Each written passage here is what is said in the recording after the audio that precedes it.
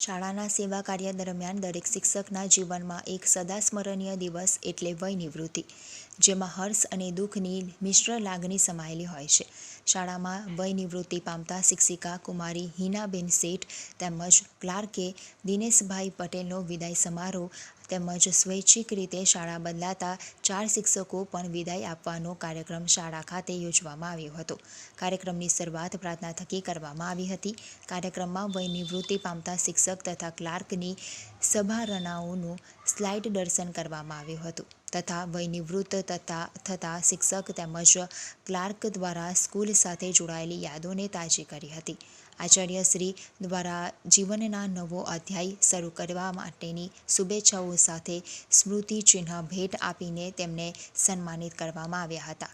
આ સમારોહમાં ટ્રસ્ટી મંડળ ડૉક્ટર મહેન્દ્ર પંચાલ સર ખાસ ઉપસ્થિત રહ્યા હતા. તેઓએ પણ શિક્ષક મિત્રોને શુભેચ્છા પાઠવી હતી. તમામ શિક્ષક મિત્રોએ પોતાની સાથેના સ્મરણોને યાદ કરીને આ તમામ શિક્ષક મિત્રોને આગામી જીવન સુખમય અને મંગલમય નીવડે તેવી શુભકામના આપી વિદાય કાર્યક્રમ પૂર્ણ કરવામાં આવ્યો હતો.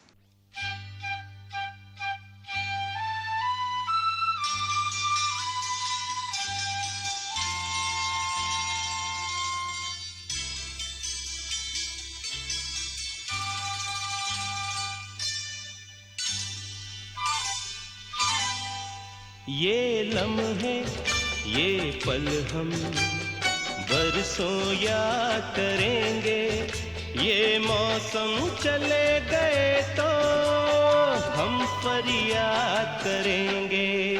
ये लम्हे ये पल हम बरसों याद करेंगे, ये मौसम चले गए तो हम फरियाद करेंगे.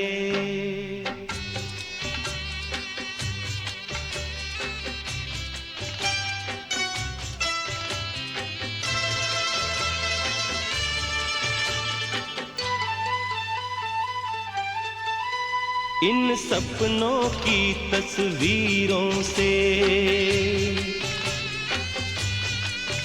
इन यादों की जंजीरों से अपने दिल को कैसे हम आजाद करेंगे. ये मौसम चले गए तो हम फरियाद करेंगे. ये लम्हे ये पल हम बरसों याद करेंगे.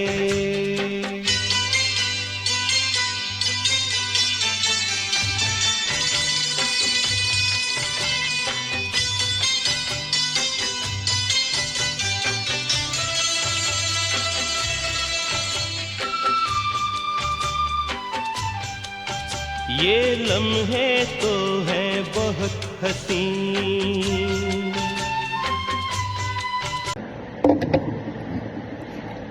Good morning. મિલેન્દ્રભાઈ તથા માનવંતા શિક્ષક ભાઈ બહેનો, આજનો આ પ્રસંગ મિલેન્દ્રભાઈએ ઘણા વખતથી વાતો કરેલી જ હતી. કોઈ કહે કે આ વિદાય સમારંભ છે, કોઈ કે શુભેચ્છા સમારોહ છે. લાગણીઓના મિશ્ર પ્રતિભાવોનું આ એક મિલન થઈ રહ્યું છે એવું લાગે છે.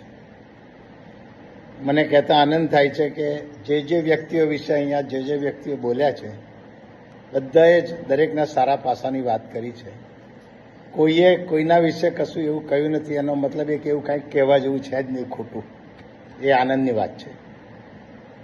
અને જ્યારે આવી વ્યક્તિઓ આપણી વચ્ચેથી જવાની હોય તો દુઃખ પણ થાય. મને એ કહેતા આનંદ છે કે આપણી ટ્રસ્ટની એક પોલિસી રહી છે કે જે શિક્ષક આપણે ત્યાં વર્ષોથી હોય, આપણા બાળકોના શિક્ષણ અને સંસ્થા માટે સમર્પિત હોય, એમની હેલ્થ એમને બરાબર અનુકૂળ હોય અને શિક્ષકો બાળકો માટે એ સમય વધુ આપણી સાથે રહેવા માટે તૈયાર હોય તો આપણે હંમેશા એમને આવકારીએ છીએ. અને મારા માટે આનંદની વાત છે કે હિનાબેન પણ આપણી સાથે આવતી ટર્મથી એમનાથી જેટલો સમય આપી શકાય એવી રીતે આપણી સાથે રહેશે અને એ અમને ખૂબ આનંદ થશે. દિનેશભાઈ વિશે બી દિનેશભાઈ માટે કહેવામાં આવ્યું છે બધી જ વાત. શાંત, ધાર્મિક રીતે હિસાબ કિતાબ વહીવટમાં કુશળ અને કોઈ તકલીફ ન આપે ક્યારેય કોઈને, અને હંમેશા હેલ્પફુલ. એમણે પણ આપણી સાથે વધુ સમય આપવા માટે કન્સેન્ટ આપી છે. Thank you very much Dineshbhai, અને અમને તમારો વધુ લાભ મળી રહ્યો છે એનો આનંદ છે. સ્વૈચ્છિક રીતે જઈ રહેલા 4 માટે તો મારા માટે ઊંચા નીચા પ્રસંગો આવ્યા જ છે. જ્યારે પહેલી વાર સાંભળ્યું ત્યારથી જ ગમ્યું નહોતું, હજુ પણ નથી ગમતું.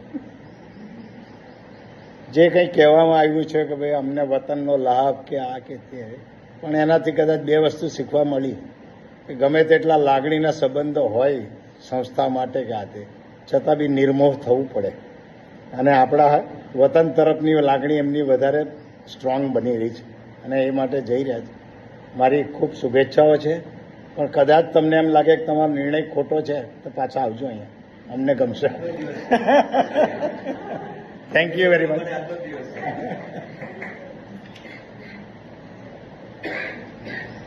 મિલેન્દ્ર સર, પંચાલ સર, આપશ્રીને વિનંતી કરીશ કે આપશ્રી આ દરેક શિક્ષકને સ્મૃતિ ચિહ્ન અર્પણ કરો. સર.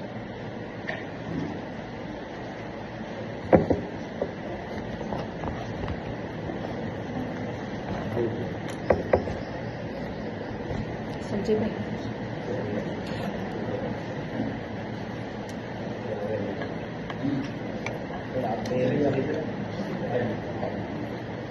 બસ તમે નીચે આપણે લેવલમાં